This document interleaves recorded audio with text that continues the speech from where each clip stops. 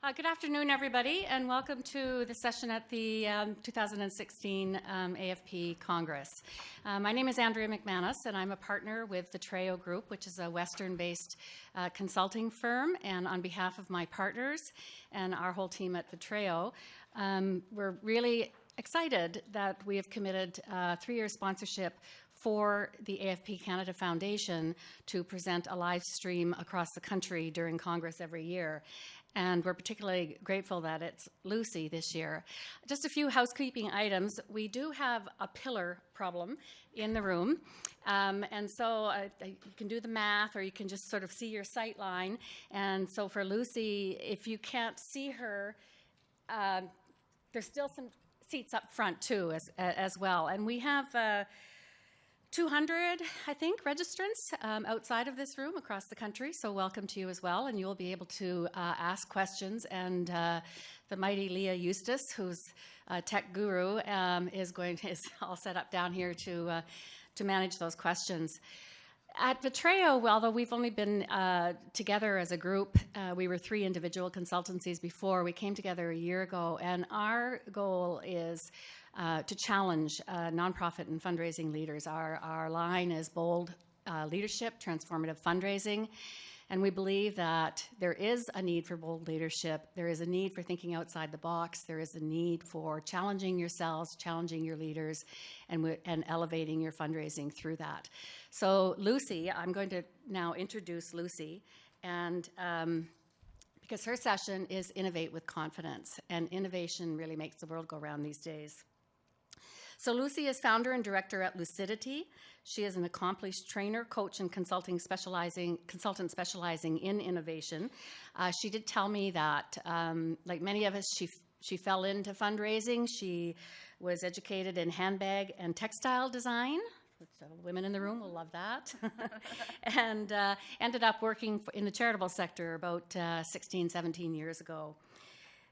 So she has a clear purpose in the work that she does, and she's an accomplished author, and she wants to bring the best ideas, processes, and technology, and most importantly, the need for the right people working together. She's worked with over 50 organizations, including Amnesty International, Cystic Fibrosis Trust, Nesta, the Children's Society, and Greenpeace to help their teams think more clearly and together to get best results. So I'm really looking forward to Lucy's presentation. We have also set up a hashtag for this session. It is hashtag AFP Innovate, singular, no plural, hashtag AFP Innovate. So feel free to tweet away. And Lucy, it's all yours, and I'm looking forward to it. Great, thank you very much. Oh yes, thank you. Good afternoon, how's everybody doing? Good. Excellent. So I'm absolutely delighted to be here today. Thank you for having me. The next hour and a half, I'm going to share with you some of the things that I've learned over the last 10 or so years around what makes good innovators and what makes great innovators. So I spent a lot of my fundraising career at the NSPCC, which is one of the largest children's charities in the UK, and I headed up the first innovation team that they had there. And one of the things that I learned is that often we think innovation is about technology or apps or processes or systems. And it can be about all of those things. But the most important thing is having your people working together lined up behind why that innovation is important. If you haven't got that bit right, even the best ideas, you're really, really going to struggle to get them from the back of the envelope to the marketplace. So for the next hour and a half or so, I'm just going to share with you some of the things that I have noticed, some of the learnings, some of my mistakes, to help you to innovate with confidence. Does that sound like a good use of the next hour and a half or so? Sure, good. Hell yeah! Thank you, Helena. Hell yes. Okay, so first of all, let's just get a sense of who's in the room. Could all the creative people put their hands up, please? Okay, I'm going to ask that question again. I've seen about half of you putting your hands up. Every single one of us here is creative, whether we believe it or not. Can the creative people put their hands up, please? Okay, thank you. Some of you are still resistant. I'm going to pick you out one by one as we go along. But we're all creative, whether we believe it or not. Being human beings, we have the capability to come up with ideas, to think creatively. how that manifests itself in the ideas that we have and, the time, and how we have our best ideas and the state of mind we need to be in to do that will be different for every single one of us because we are all unique human beings. But as far back as the 1970s, psychologists found that creativity wasn't something you necessarily could or couldn't do. It's more about a state of mind. And some of the research shows that the state of mind of being playful is the thing that sparks most people's creativity. Has anybody here ever been asked to think outside the box? Did it help you be creative? No. Okay, so my personal hate phrase in the world of innovation is think outside the box. I've never met anybody that's been asked to think outside the box and all of a sudden, oh yes, thank you, creativity's switched on, off I go. Where do you have your best ideas? And this session's meant to be interactive, so you can shout things out, preferably nice things or answers to my questions. Where do you have your best ideas? In the shower? Exactly, when you're not thinking about having your best ideas, when you're not put under a massive amount of pressure to think outside the box, because suddenly you've been put in a box which you might not have even known you were in the first place, and then expected to churn out creativity. Where else? Anywhere else? Best ideas? Yes. When you're sleeping? Yeah, absolutely. Keep a notebook next to your bed. Does anyone else wake up at 3 in the morning and have the best ideas? Yeah, a few of you. If you don't write it down, does anyone remember it at 7 o'clock when you wake up? No. Keep a notepad or something beside your bed that you can jot those ideas down. What else? Where else do you have your best ideas? Yes.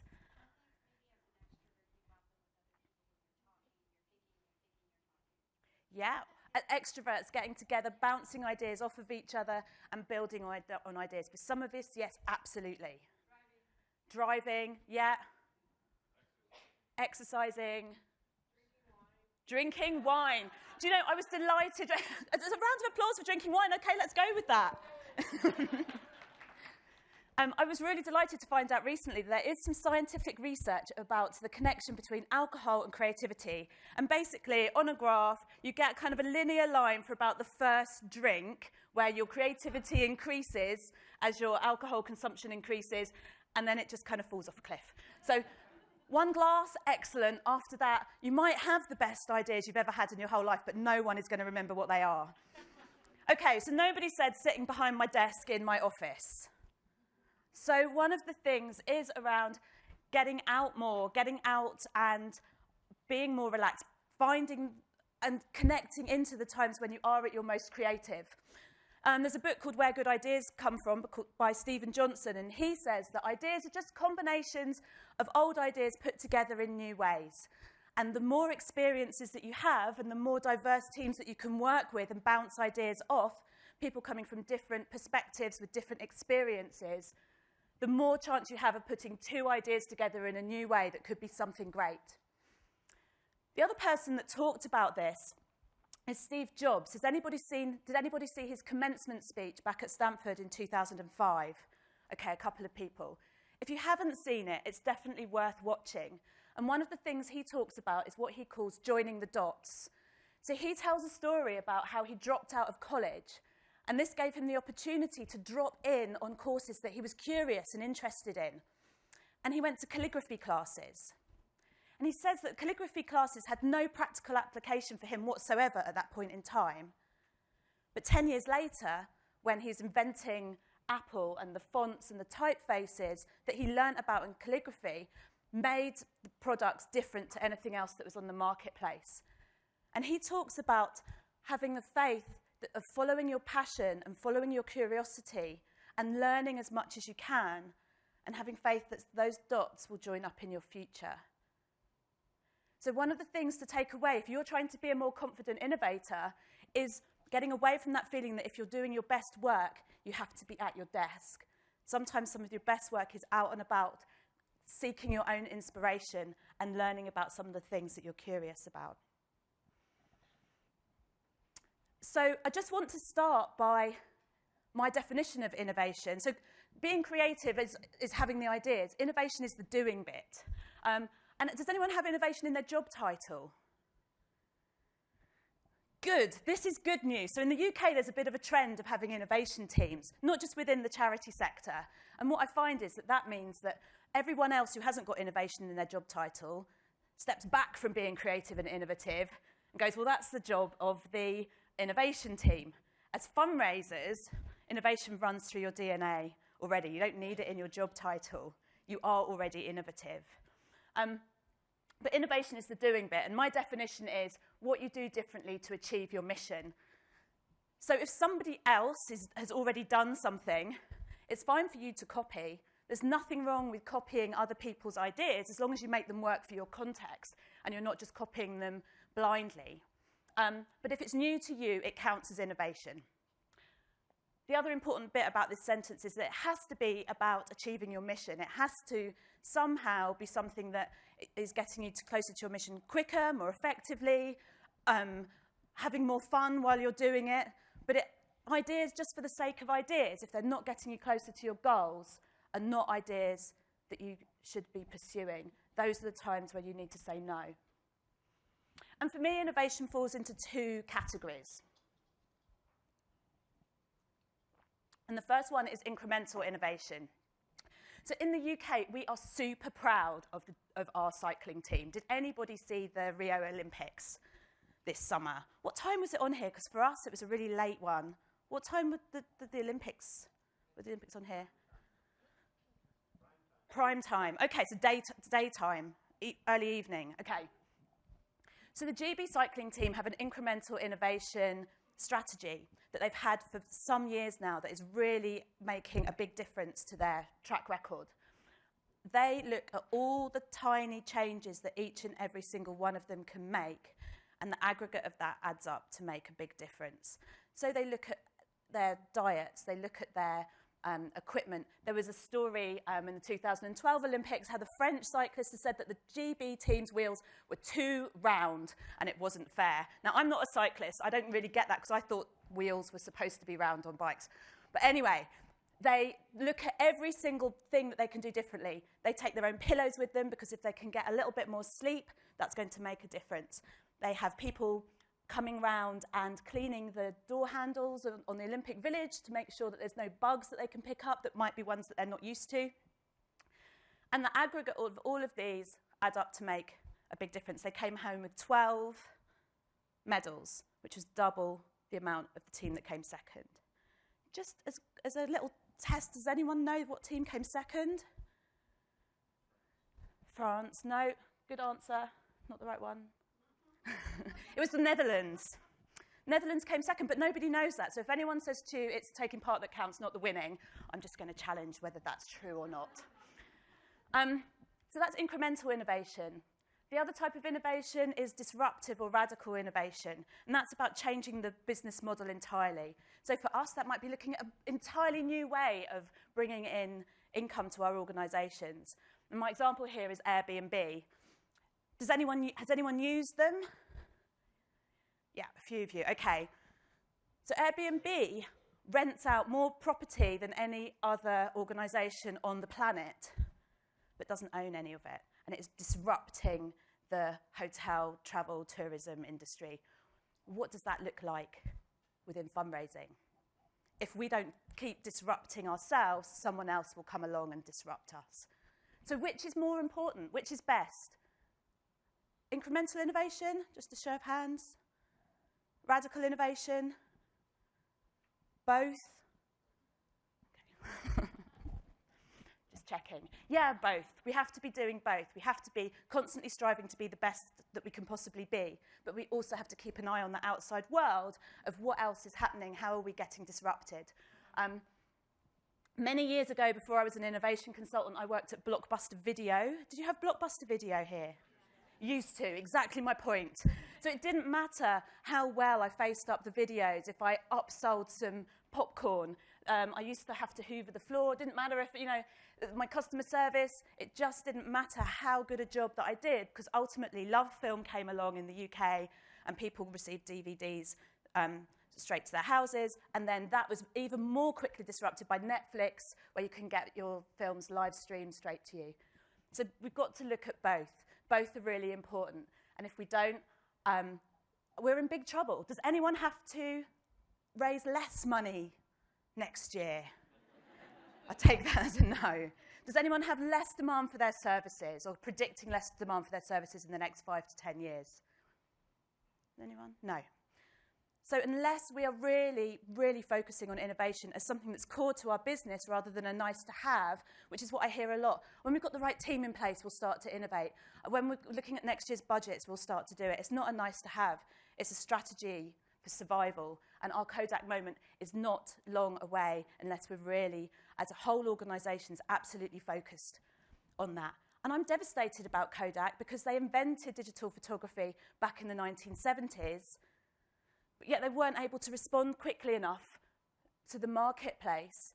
And as people were buying more and more digital photography, Kodak didn't respond. They took 20 years to fail. They had 20 years to change their business model, and for some reason, they just weren't able to do it.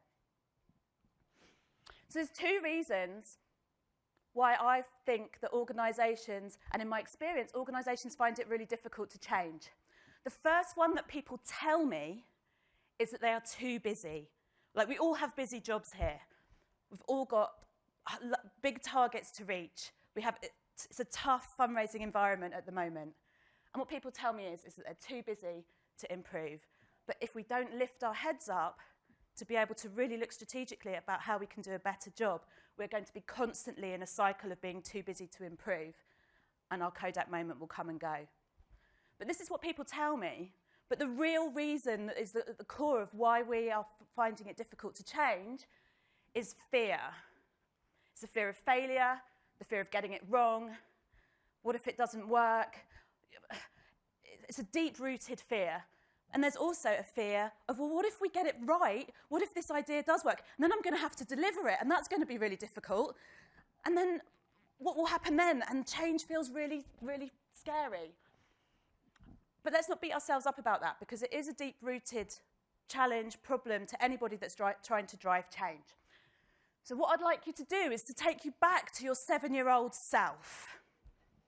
Now, there's a story behind the haircut. Did anyone read or remember Charlie and the Chocolate Factory? Yes, okay. So there was a character in Charlie and the Chocolate Factory that put chewing gum behind their ear, called, I can't remember the name of the character, Veruca Salt. Was it Veruca? Was she the squirrel? Veruca Salt. Okay, we're going to go with Veruca Salt. She used to put chewing gum behind her ear at mealtimes and on a bedpost at night. I didn't have a bedpost, so I improvised and put the chewing gum behind my ear at night and went to bed.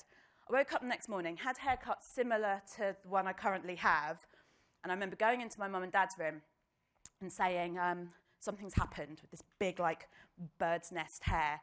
And chewing gum was absolutely illegal in our household. You were not allowed chewing gum. And my mum said, have you put chewing gum behind your ear and gone to bed? And I knew that if I said yes, I'd be in massive trouble. So I just said no. I don't know what happened. And she was so livid, more cross with me for lying, I think, than for putting the chewing gum behind my ear. And she put a bowl on my head and gave me that haircut. And then the next week, it was school photo day. So all the other girls had like this lovely long hairdos. And then there was me with that. Okay, so I digress, but I'm hoping that you're in your 7-year-old mindset now. And what I want you to think about is that you have your homework and you have 20 questions and you get 18 of them right and you get 2 wrong. And you take your homework back to an adult, and what's the comment that you get from them? You got 2 wrong. What is most common is not a celebration of the 18 that you got right. It's a comment about, well, you got 2 wrong. And so we learn that we get rewarded for getting things right, and we don't get rewarded for being a maverick, for inquisitive inquiry. We learn that getting things right is the way to progress. I found this recently, which I think illustrates the point. A child is asked to find X. Here it is. This is correct, right? But yet, great big cross. Genius. This child should be rewarded, promoted, if that happens. Do you get promoted in schools? I don't have kids, I don't know. But, you know, if we get rewarded for getting things right, and then we get to work and we have KPIs, and we get rewarded for getting things right. Does anyone have a KPI around asking more questions, or failure, or being more of a maverick? Even people I know that are brought into organisations specifically to shake things up and to drive change, their KPIs are around conforming, not around doing things differently. So it's no wonder we find it really difficult to drive change. I was speaking to someone recently, a really bright graduate, and she said that in her school, she was told by a teacher she was allowed just 2 questions a lesson, any more than that, and she was in trouble. So it's no wonder. So some of the things that I've noticed about people who are really good at driving change and getting over the fear of what if it doesn't work and, well, what if it does work and then I've got to do it? The theme that runs through all of them is about confidence. And I've defined confidence as the feeling or belief that one can have faith in or rely on someone or something. So that feeling where you know that you've done a really good job, you've written a brilliant trust application, you've done a great presentation, you've done a corporate pitch that you know that you've nailed, whatever that looks like in your job. Or it might be something outside of work. I know for me, sometimes when I have that moment, which I describe as well as in the flow, so I'm a scuba diver. So when I'm diving and I've got it right, which took some time, I have to say, but you breathe in and you go up, and you breathe out and you go down. That feeling of being really confident and in the flow. So what I'd like you to do, just in your 2s and 3s, is talk to the person next to you. I want you to try and remember a time where you felt that feeling of confidence, that feeling of knowing that you were doing a really good job, that feeling of really being in the flow. You've got a couple of minutes, talk to the person next to you and see if you can remember a time when you felt like that.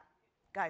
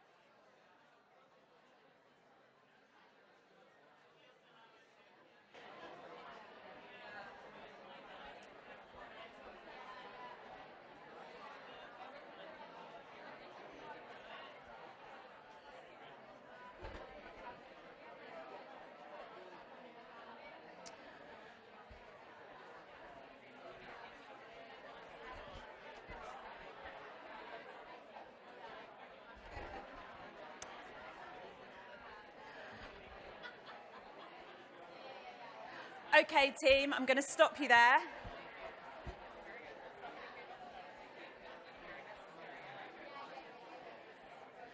Okay.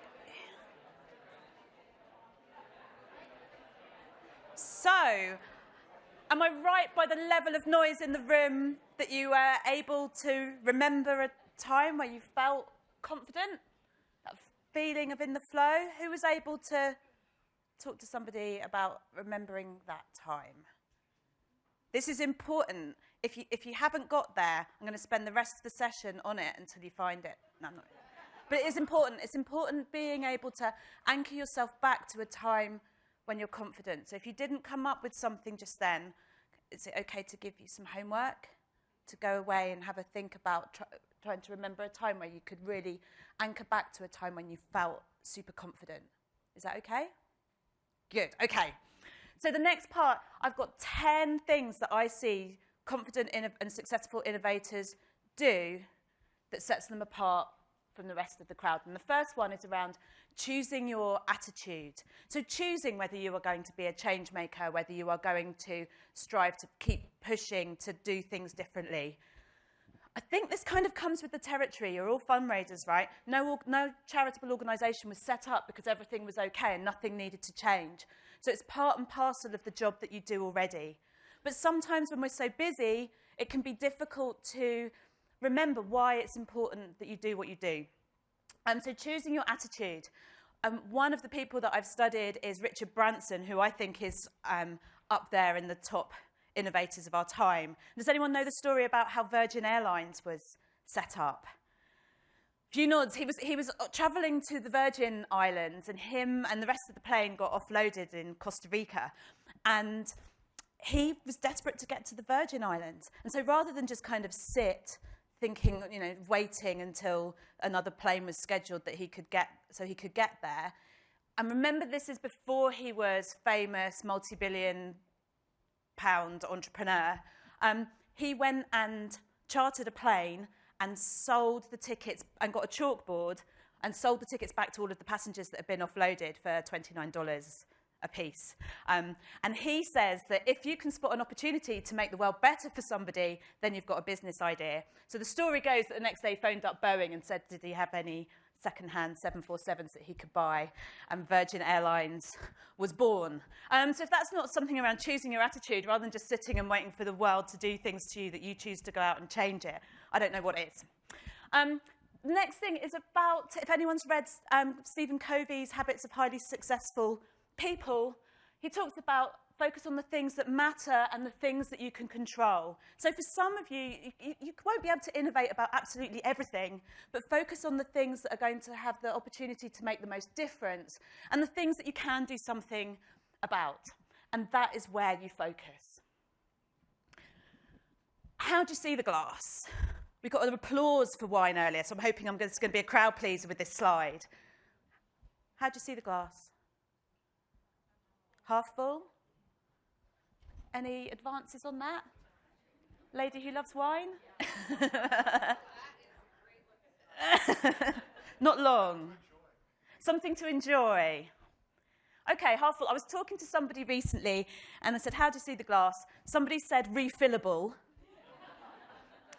And somebody else said, well, it's always full of something, right? Wine, water, and air. The glass is always full. And I thought, gosh, that's optimistic.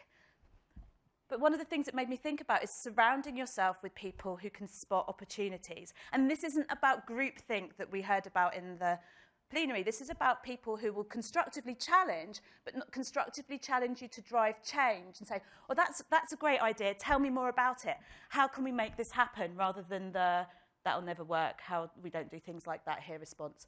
So find, whether it's in your organisation, outside of your organisation, those people that you know that you can go to with your ideas and your suggestions who will build on them, which is very different from people who just go, oh yeah, that's great, just do it. They'll be constructive. I was reading, does anyone read Seth Godin's blog? His one today was about yay-sayers. Surrounding yourself with yay-sayers, not surrounding yourself with naysayers. So the cup is always full. The second thing is around starting with why. Why is it that you do the job that you do? What's your core purpose? Every single organisation and individual that I've worked with who's good at innovating is absolutely focused on the change that they want to make and why they want to make it. I first got this when I worked at the NSPCC, and my manager said to me, Lucy, why do you do the job that you do? You have got to connect to why what you're doing is important. If you don't connect to it, you're not going to get anybody else to connect to you and to the cause. Not truly, not for a lifetime relationship with your donors. And she made me go away and have a think about why I did what I did. And it was the best advice that I've ever had in fundraising, because I sat down and I remembered why I was so excited when I first got the job at the NSPCC, which is a charity around helping children. Because many years before, when I first graduated and I was trying to look for something meaningful to do, I volunteered for a service called Childline, which is a confidential service for children and young people to call when they're in trouble or danger. And by the time I was working at the NSPCC, Childline was one of their services. You go through 12 weeks of training, which is some of the best training that I've ever had. And then you're able to answer calls from children and young people. And I remembered lots of stories, but one of the things was that this is back in the late 90s. There wasn't an online service. There wasn't an instant messaging service. Children would phone at peak times, before school, at lunchtime, after school, in secret, perhaps from their houses or from their friends' houses or from a phone box. No one had mobile phones. And so they tried to get their volunteers on those service at those peak times. And you did a 4-hour shift. And half an hour of that 4-hour shift was working on a switchboard, and your job was to get as many calls through as possible. And the switchboard feels quite old-fashioned. It had a console with little red lights along the front of it. And each light was a call from a child that was in trouble or danger. And I would sit on the switchboard and I'd answer the phone, and these little voices would say, oh, I'm through to an adult, hello, can you help me? And I'd look around the counselling room and there wouldn't be anybody that I could put them through to. And I'd have to say, no, you just have to phone back. And I know in those half-hour slots that I did on the switchboard, I spoke to the same little voices again and again and again, as they kept calling, trying to get through, and there wasn't anybody that could help them. So for me, when my boss said to me, why do you do the job that you do? I could connect back to my experience working for Childline, and that we needed to be able to answer every single call. And even if we answered every single call, there were still many hundreds of thousands of children that didn't even know about the service. So when I was making my fundraising asks, I didn't always get it right, but I certainly did get a much better response and conversations with donors when I could tell a story that I connected to, rather than the story that someone else had written for me. No matter how good somebody else's story was, I still couldn't connect to it in the same way that I could connect to mine. So finding your why and finding your very own story about why you do what you do helps to build your confidence for innovation, because it makes it even more important that you raise as much money as possible to help more people. Linked to finding your why, the other thing is around solving the right problem. How many of you, as managers or managers, have said to you, don't come to me with problems, come to me with solutions? Which is good advice, as long as you're solving the right problem in the first place. And because we're so trained to come to people with solutions and not ask questions, often we spend too much time solving the wrong problem, and we don't really get to the core of the problem. Now, and for any problem, there is a number of different solutions, and the things that great innovators are able to do is to test several of them until they find the one that is working best. I find that I get this a lot. Because I work within innovation, people come to me with what they think their solution is. Now, back in the UK, Macmillan, which is one of the biggest charities that help people who live with cancer, they have a community fundraising product called the Coffee Morning. It raises £25 million. It's been running for 20 years. Every other charity in the UK that doesn't have one wants a coffee morning. I get asked a lot where people say to me, please, can you help us to develop a coffee morning? And I say, why do you want a coffee morning? And people often say, well, because Macmillan have got one. Not good enough. Because our chief exec wants one, because that would be great, because Macmillan have got one.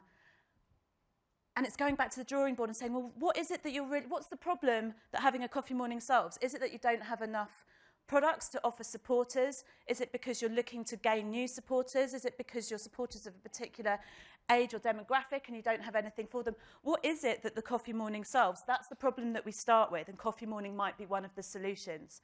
But we don't start with, we need a coffee morning because Macmillan have got one and it's a really good product. Okay, the next thing is around focusing. So once great innovators have worked out their why, and great innovators have worked out their story and what their problem is they're trying to solve, then they absolutely focus on that and nothing else.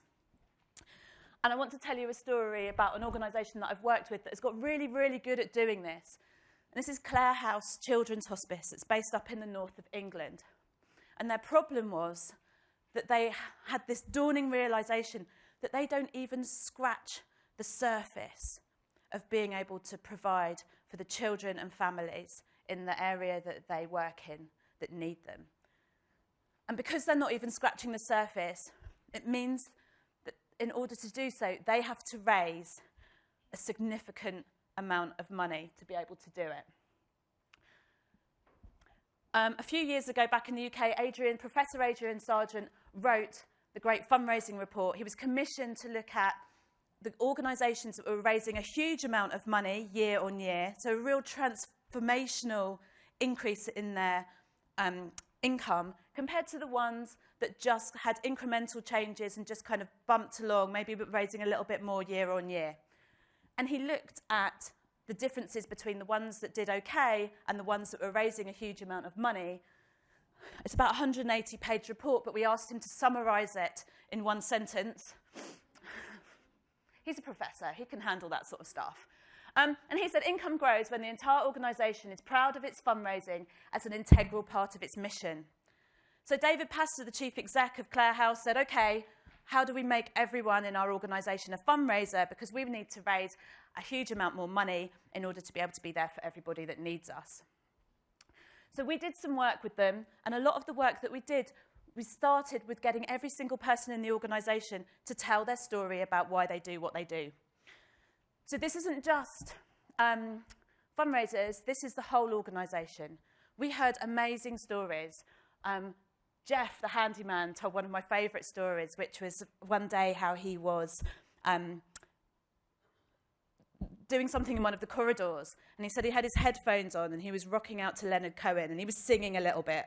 I think when he said singing, I think it sounded like maybe he was sort of howling more than singing. I don't think it was particularly tuneful. Anyway, he said that he caught the eye of a young boy that was in bed who was really ill and he couldn't really move. He just had facial expressions that he could change.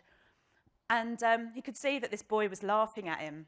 So he went into the room and they shared headphones for a bit and they rocked out together.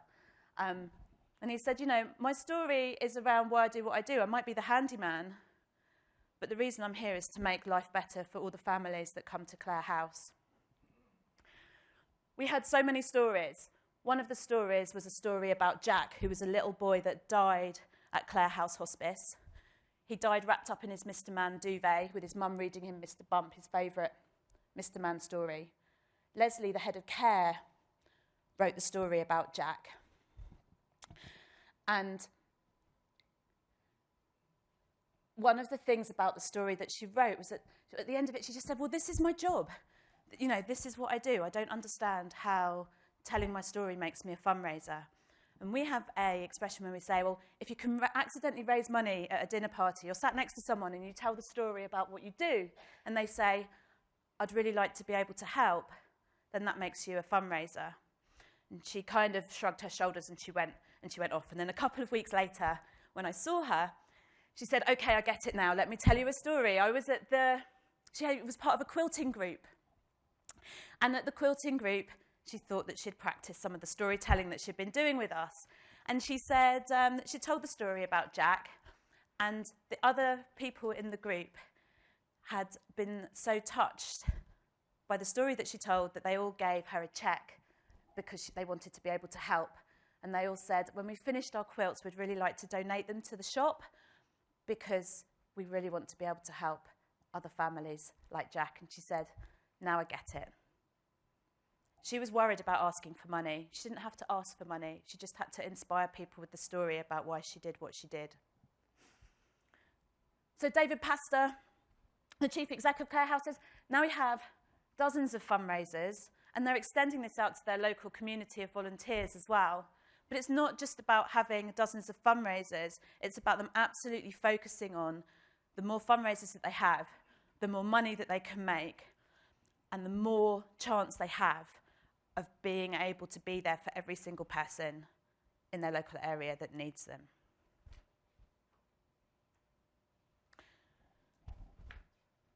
So the next thing that I notice great innovators do is that they are brilliant storytellers.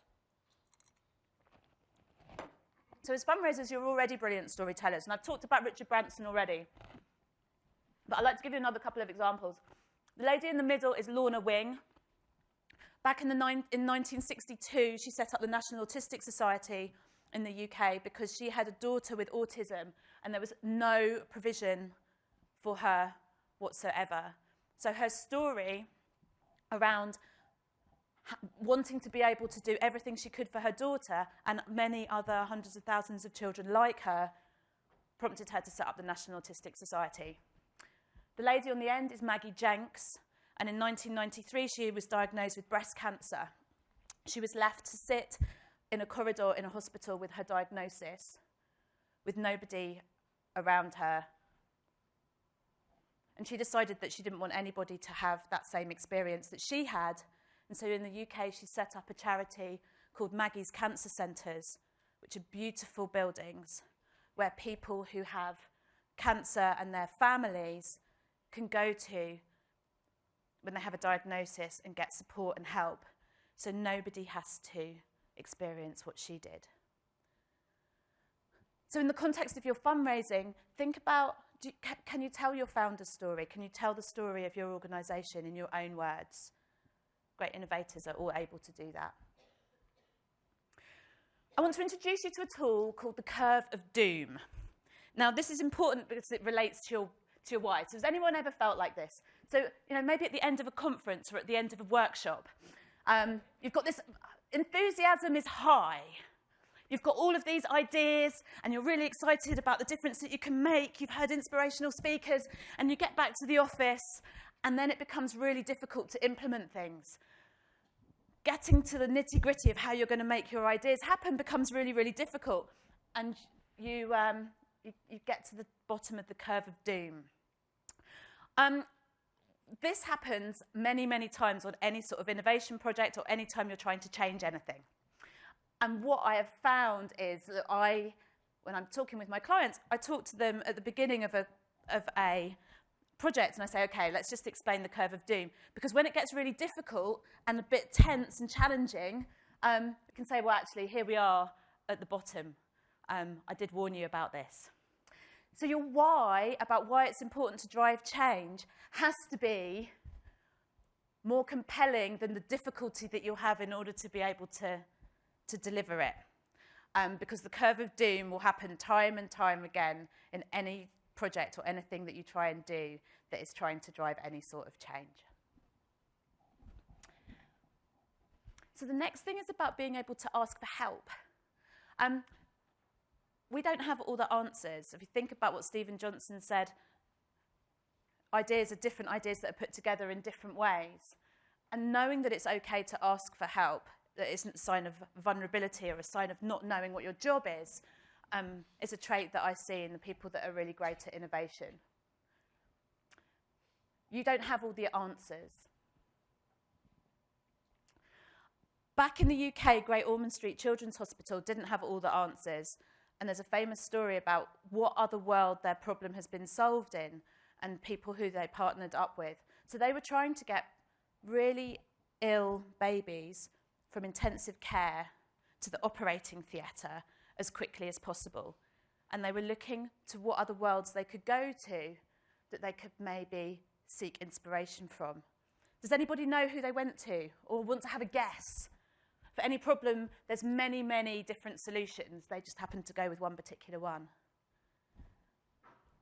Does anyone want to hazard a guess of who they might have gone to? FedEx, good answer. Any more?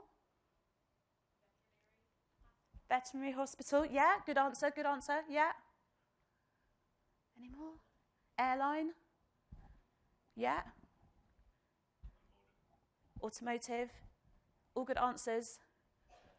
McDonald's, good answer. Well, yeah, they're quick through the process. So all of these are great answers, and there are places that they could have gone to. Who they went to was Formula One, because Formula One turned the pit stops around in 6 seconds. So they spent time with Formula One, they looked at what they did, and then they copied the bits that were relevant to them. So the changes that they made were that there was one person in charge of the trolley, and then people around it all had just one job to do. And they moved together quickly to get very ill babies from intensive care to the operating theatre and back again. Allegedly, it sped up times by 40%, which in that situation is life or death. And there was also more people around the trolley now, so they needed to go to look for inspiration from a different world about how they might all move together and not crash into each other smoothly. Any guesses of where they might have gone? Ballet, yeah, they went to dance choreographers and they worked with them so that they could move really smoothly. So your problem may have been solved somewhere else, and don't be shy to ask for help. Other places where you might be able to go to, because you don't have all the answers. An organisation that I've been working with back in the UK that is becoming great at doing this is the Cystic Fibrosis Trust. So I didn't know very much about cystic fibrosis when I first started working with them. The trust has been around for about 50 years. 50 years ago, if you were diagnosed with CF, your life expectancy was 16 years old. Today, if you're diagnosed with CF, your life expectancy is 41. So the services that the trust have to provide have changed over the years. They're very different now than they were 50 years ago. People are living with CF with families, with jobs, their needs are very different. So they opened up a platform to the CF community that we designed with the CF community to look at what the challenges that people living in today's world with CF have, and what are the problems that they've already solved. Some people are working really well and coping really well with their CF, other people aren't. What can the people who aren't learn from the people who are already good? So for example, if you have CF, you may have to be in hospital for long periods of time. And CF is a condition that affects your lungs. It's been described as breathing while drowning. You get a build-up of mucus in your lungs. So it's important if you're in hospital to keep your lungs healthy, but if you can't do exercise, how can you do that? Some people with CF have solved that. This platform enables the trust to understand what that is and then provide products and services to help all of the other people with CF who haven't got there yet. So we developed this wasn't the trust doing something for people with CF without them knowing about it.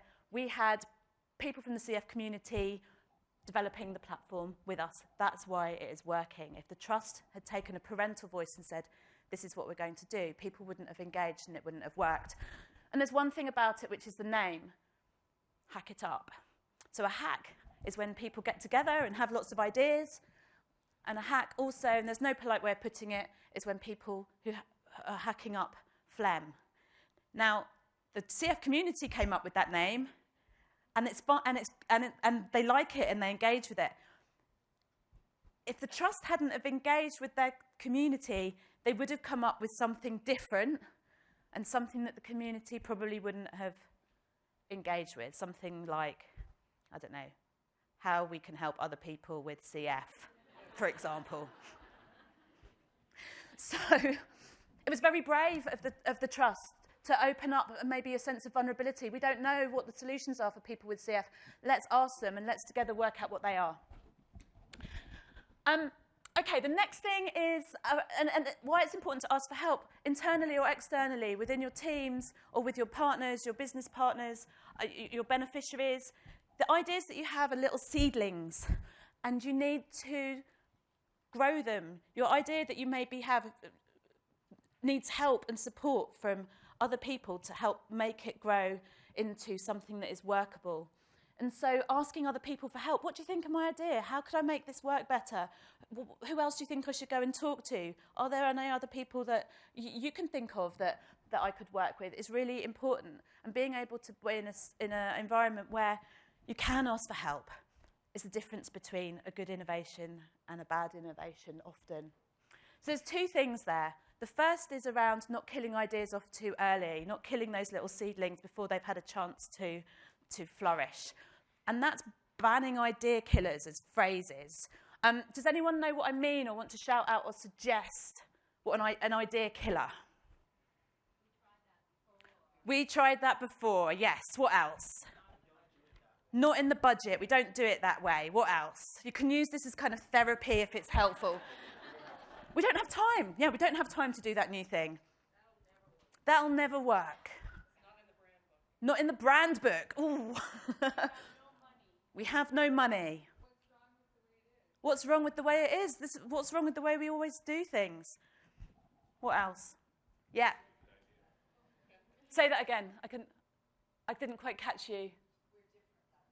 Oh, yeah, we're different. That won't work here. Yes, sir. It's a stupid idea. And how all of those idea killers, you've been told you've had a stupid idea. Are you more likely to say your idea next time or less likely? Less likely. And what if that idea is the game changer that could make a really big difference for the cause that you fundraise for? So hold back on killing ideas. And if you were in the plenary session yesterday, we did a little bit of work around, rather than saying no, but that will never work, changing your language to yes and. And that doesn't mean to say that every idea is a good idea. There are some rubbish ideas. But yes and help me understand how that will work, because it didn't work before. You're not killing the idea, you're asking for more information, but equally you're not being over-optimistic about that's a brilliant idea and we should definitely do it.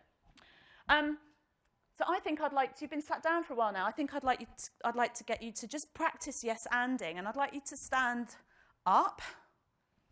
Yeah. And I'd like you to get into groups of 4 or 5. If you want to negotiate up to 6 down here, I'm fine with that too. And we're going to have a go at one-line stories.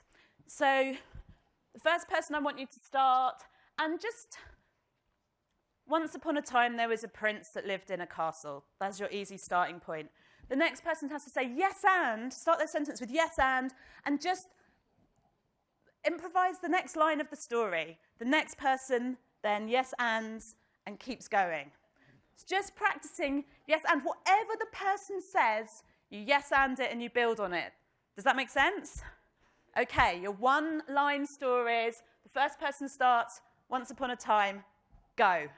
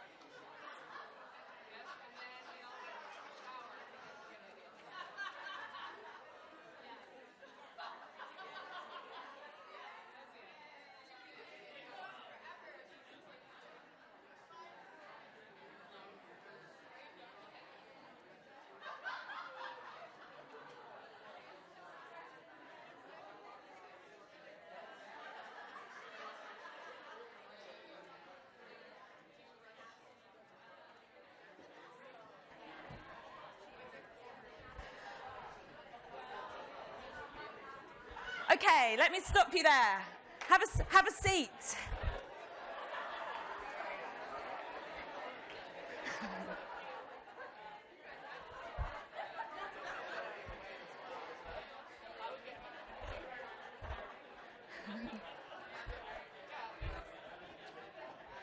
How are your stories?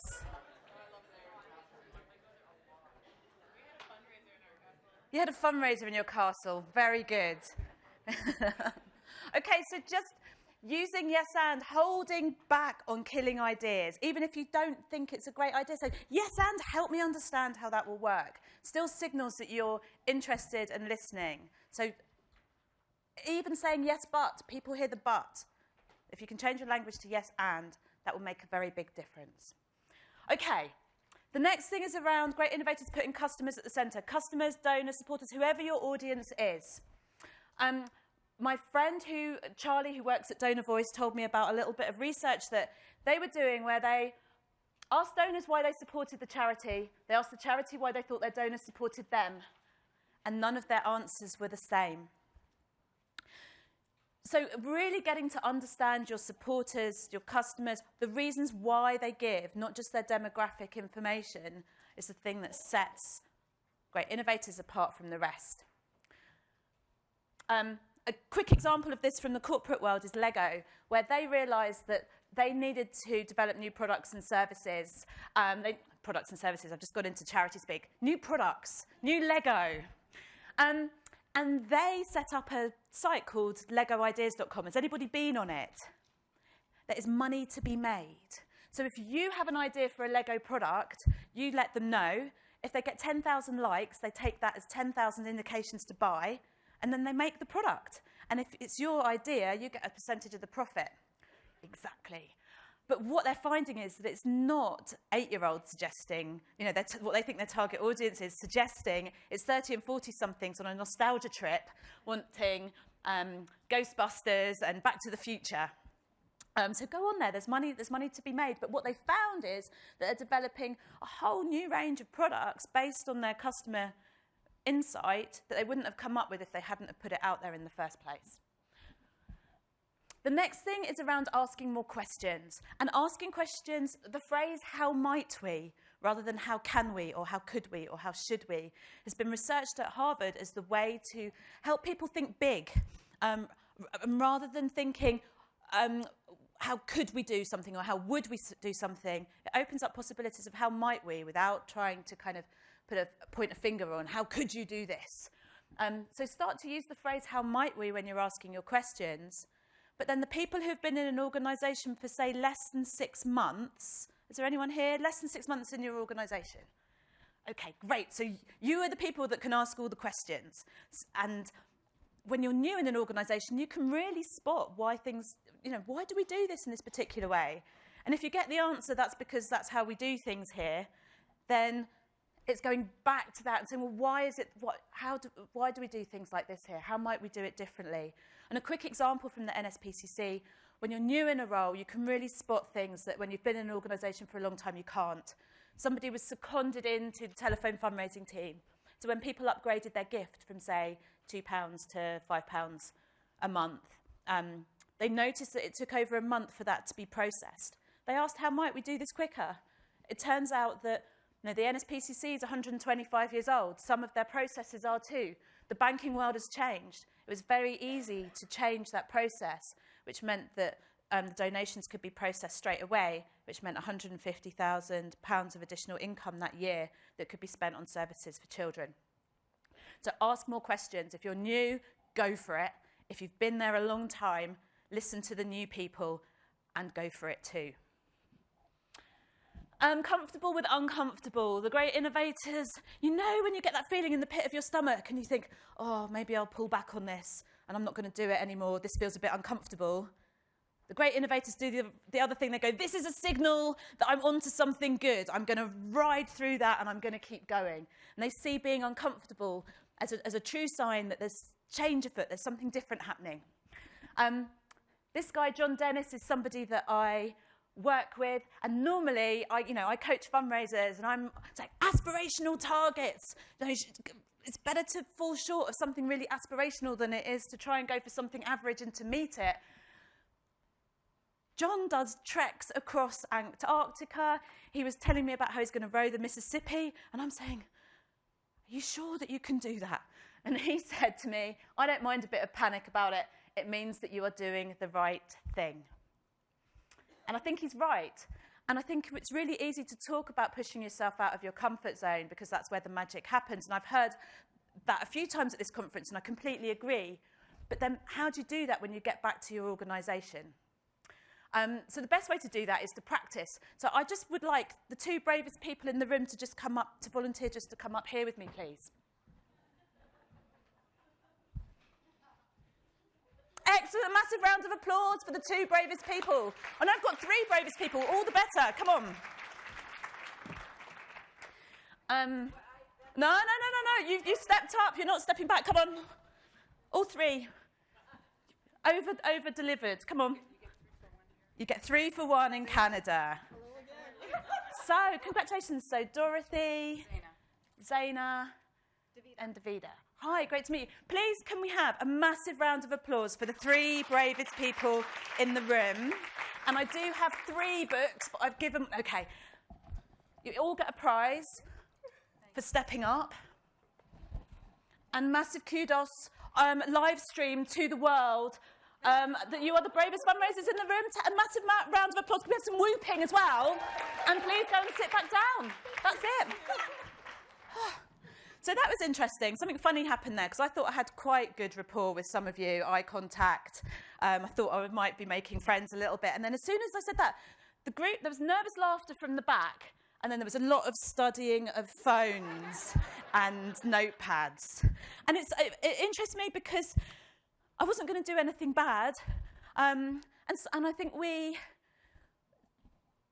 fear that if we step out of our comfort zone, something bad is going to happen. But I would challenge you to say, well, what's the worst going to happen if I step up? Maybe something good will happen if I put myself out of my comfort zone. And everyone has a comfort zone of a different shape and size. But for all of us, trying to step out a little bit every day makes your comfort zone bigger and makes the area where there's possibility for magic to happen bigger as well. So well done, the 3 brave people. Everybody else, I challenge you to just really, when you have that feeling of being uncomfortable, go with it and step out of your comfort zone as much as you can.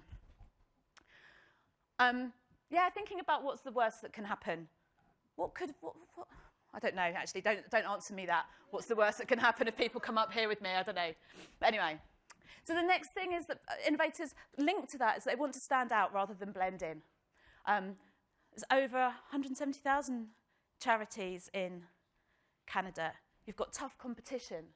I was doing a bit of research about all of the things and all of the different organisations, and I ran out of space on one slide, and there was lots that seemed very similar. And I have absolutely the same in the UK and across the world, that there are hundreds of thousands of charities all competing for space. And we talk about we wanting to be innovative and we want to be different. But it was more than once that someone's come to me and said, we want a really new and an innovative idea, and we need to know that it's going to work. I'm like, well, if it's new, I can't guarantee that it's going to work. But what you're currently doing isn't guaranteed to work either when the world is changing fast and quickly. And let's face it, not always for the better. I'll give you an example of a campaign from the UK that was controversial. They were brave, they stepped out. This was a campaign 2 years ago from the Pancreatic Cancer Association. Its headline is, I wish I had breast cancer. It's the story of somebody that when they had their diagnosis, that's the first thing they thought of. Because of late diagnosis in the UK of pancreatic cancer, that only 3% of people who are diagnosed survive longer than 5 years. When this campaign was launched, it came under a huge amount of criticism, mostly from within the charity sector. Talking to the people that did it, they said that the day after this campaign went live, every single national newspaper in the UK contacted them for more information and to cover the story. They'd done some research earlier in the year where 70% of people in the UK didn't know where their pancreas was, let alone know the symptoms and how to go and get help for an early diagnosis. This was seen by about a quarter of the population. Nearly half of them after that said that they were better able to identify if they needed to go and seek some help from a GP or doctor. The National Health Service has estimated that it will save £3.1 billion through people getting early diagnosis. So it's for you to decide whether this is a good advertisement or not. But if we think about pancreatic cancer, the problems that people do not know where their pancreas is, that now they do, that this campaign has perhaps saved many lives, you're not going to please everybody. And if you start to dilute your campaigns to fit in rather than to stand out, if you link back to your why, is that acceptable? So they talk about the risk of they talk very much about the risk of upsetting people by running something like this, and they thought the risk of it landing badly was worth the risk of making a really big impact to people who have pancreatic cancer.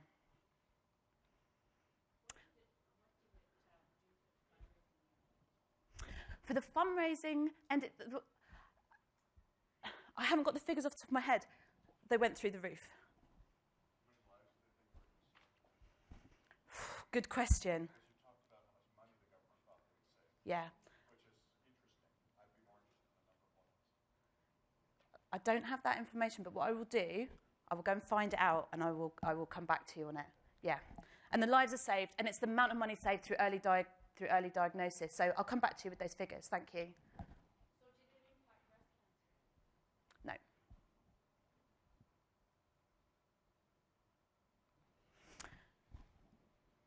Prepare to fail.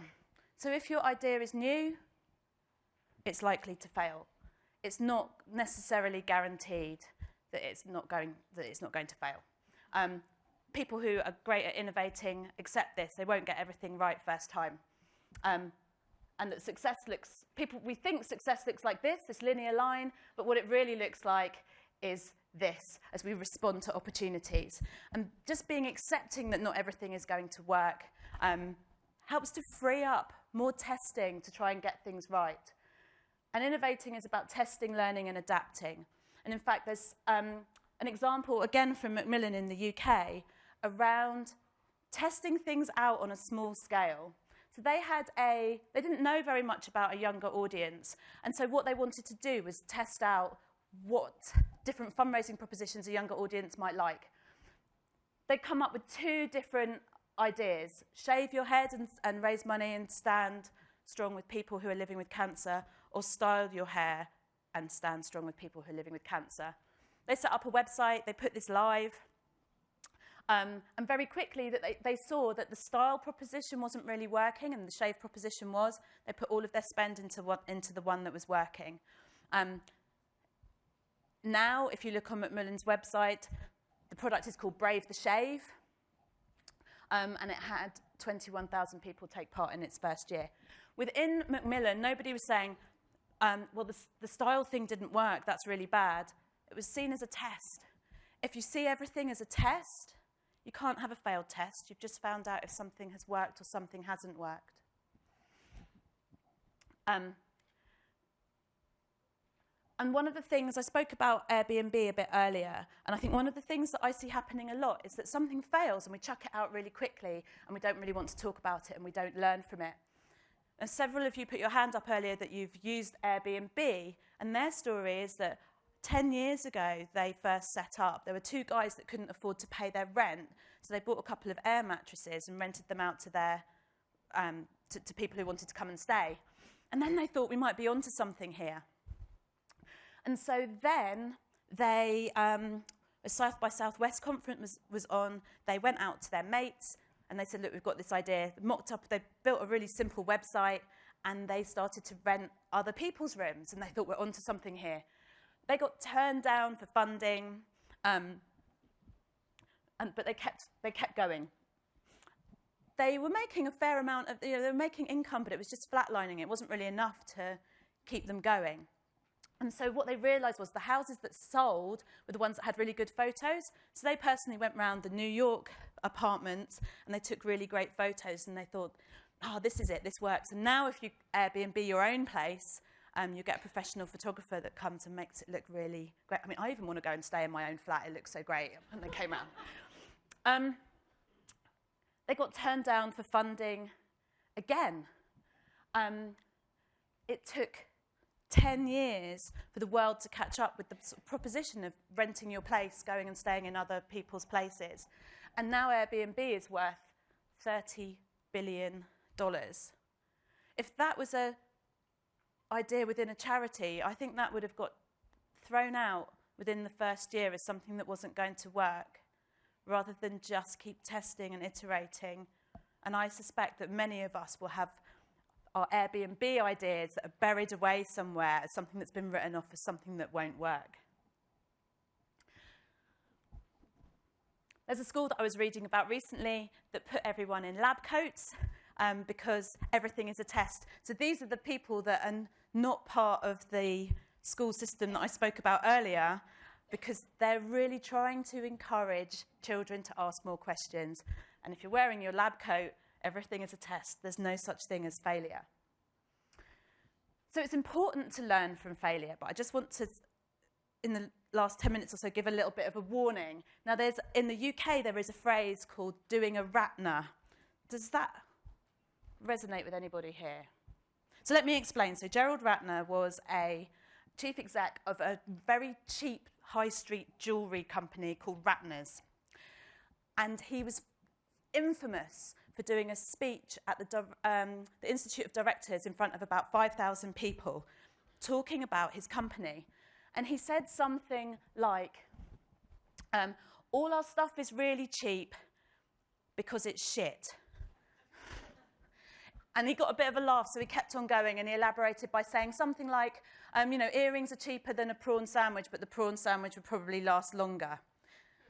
Ratner's, as a result of this speech, pretty much went bankrupt. So now in the UK, doing a Ratner is associated with saying something or doing something that is a failure, but that's foolish. So there's a fine line between saying, it's okay if we fail. It's only okay if you fail if you've done your homework and you've thought it through and you've seen something as a test. It's not okay to fail if you haven't done your homework and you're making stupid errors. So there's a warning around not doing a Ratner, making sure that you do your homework. And then the other thing around innovating with confidence to remember earlier we talked about linking back to a time when you were in the flow, where you felt like you had done a great job. It's being able to anchor back to that. And it's about keeping a confidence diary or writing down when someone said, good job, well done, that was great.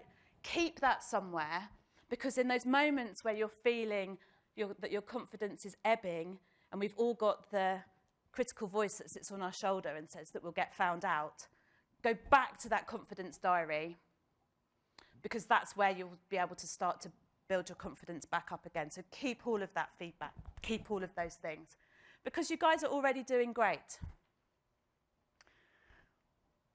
So I just want to finish on just having a look at what your body language looks like now. Don't change, but just sort of note how you're sitting, if you're kind of scrunched up or if you're kind of laid back. I was doing this recently and everyone was scrunched up, and then we realised that the temperature was really cold, and that was why. This side of the room is slightly warmer than that side of the room, according to the clock.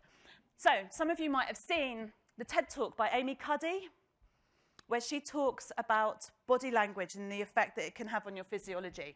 So she did some experiments where she got people to sit for 2 minutes in a kind of low status position, sort of crunched in on themselves. And then at the same time, she got people to kind of high status, standing straight, breathing deeply, kind of power posing.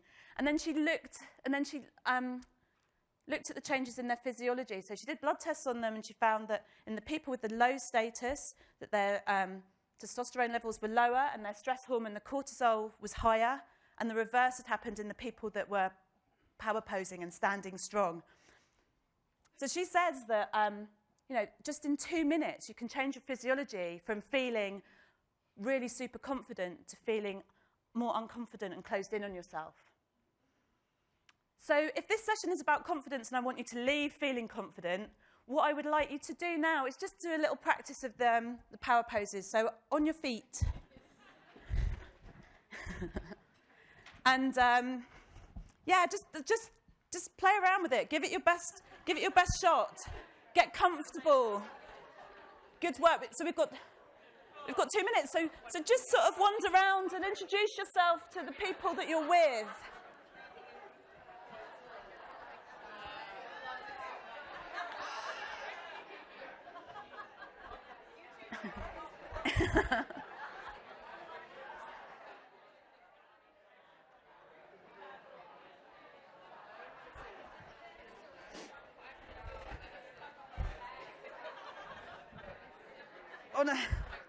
I want to see your best power pose. Okay.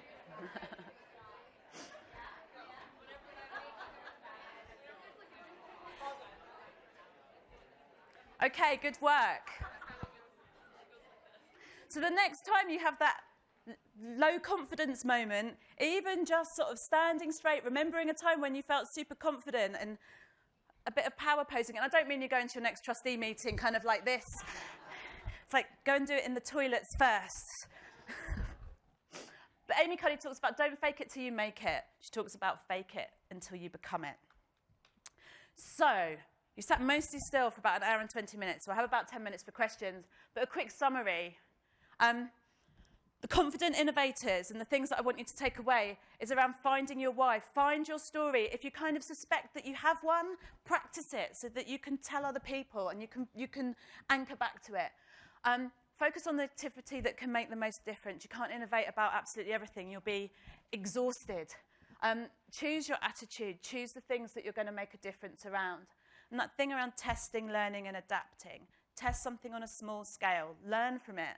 Adapt, keep going. Don't throw it away too early. Remember Airbnb. You're sitting on your £30 billion Airbnb industries that have got pushed under the carpet. And guys, remember, you all showed up today. You are already great. And the thing that sets great innovators aside from good innovators is the ones that have the confidence to keep pushing through and are resilient to drive the change that is really important for every single one of you to continue to do. Because you're all change agents. None of you are here because the world is okay. None of you work for an organisation because nothing needs to change.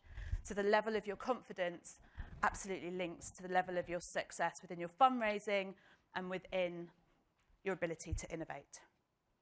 Thank you.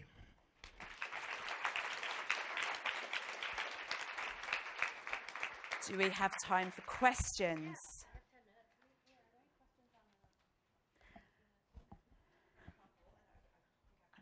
Okay. Adrian Sargent. Oh no, I just discovered transitions recently and I got overexcited, and so I just chat amongst yourselves until we get to Adrian. There he is. There he is. Okay. Yes. So I was just going to ask about, for those of us who work in arts and culture, Yeah. I noticed that all of the particular examples that you use are ones that spring to mind, all these causes that are making big change, social change, healthcare, all of that. And for those of us who work in arts and culture, I think we don't do a very good job about telling our story on an impact level. Mm-hmm.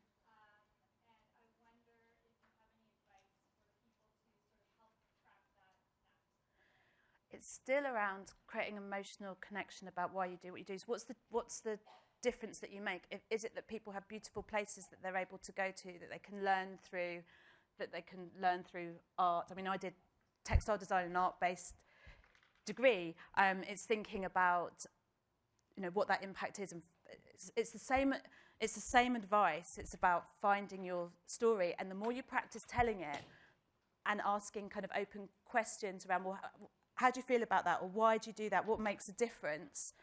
You'll start to get to the sort of nub of the impact that it will make and why it's important to you. And I think we all have our stories inside us. It's taking the time to practice them and say them out loud and formulate them so that you're able to tell other people. It's the same principles. I hear what you're saying, that I'm talking about children and children's hospices, which are very emotive. But we do this process with lots of different organisations that are not around children, or causes that will resonate with many, many people. Does that help a bit? The trick is that when I think of cancer, for example, you can have cure cancer within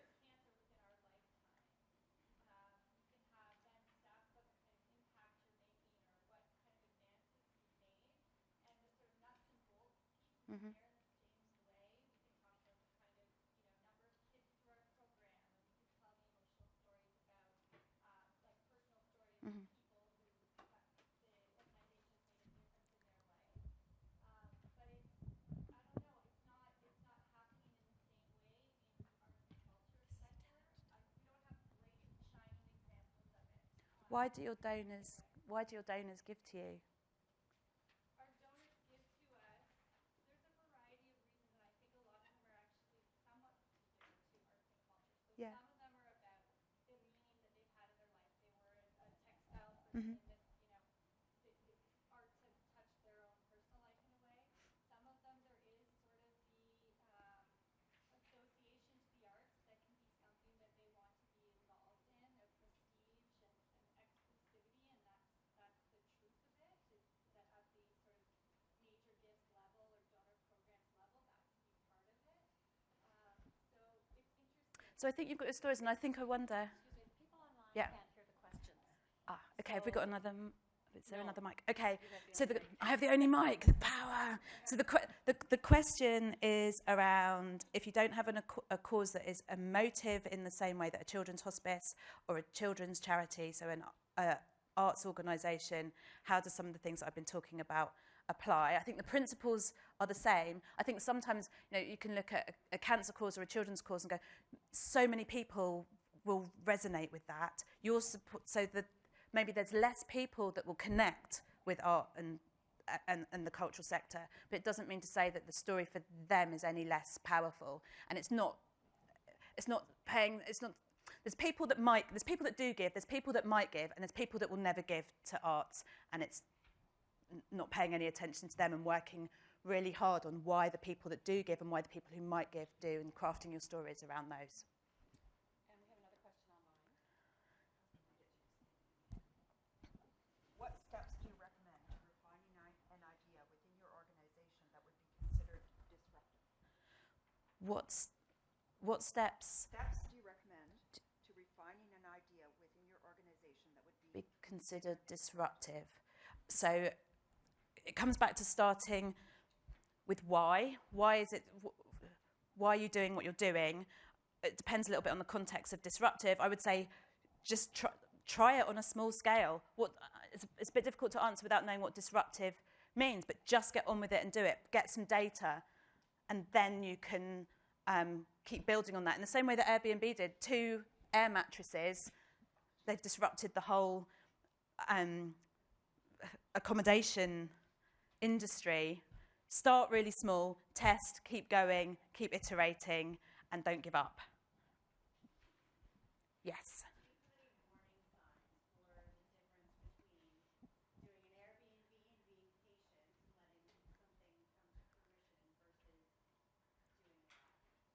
Yeah, great question. So the difference between something that has potential and doing a rat and it comes back to, I think, again, who your audience is and testing something live with them. They knew that they were on, with Airbnb, they knew they were onto something good, and they had a sort of critical mass of people, and they just kind of created a flat line where it wasn't scaling.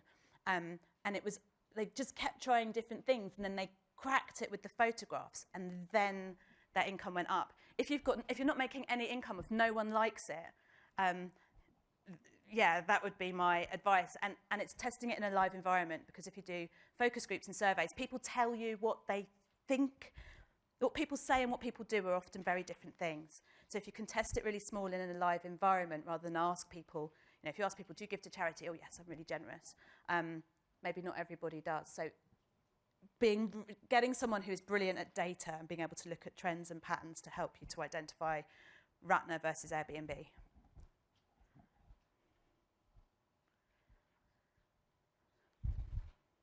Any more? Any other questions? Online people, hello. An innovation. How to spare microphone for the audience when they have questions. Have a spare microphone for the audience when they have questions. This is the first time we've done this, right? So this is like our test, so thank you. Okay, there's always one thing. That is noted, thank you. So I will come up and use the microphone instead of staying down there with you. So thank you so much, Lucy. And we have 296 people across the country online watching this live stream, and it will be available on the AFP website. And the Lucy's slides will also be available on the app, the Congress app, and I think also on the AFP website, Leah? With the live stream? Yeah, with the live stream. Yeah. Okay, all right. Please There's a fill out follow-up your email, and everyone can have the slides. Yeah. Please fill out your evaluations, or else do it online at the, through the app. And next year, we will have a microphone for audience questions. Note to self. So thank you very much, Lucy. I have a metaphorical thank you card for you that wasn't in my envelope, but I'm supposed to give you one, so I'll have to get that to you. So thanks so much. My pleasure. Thank you. Thank you.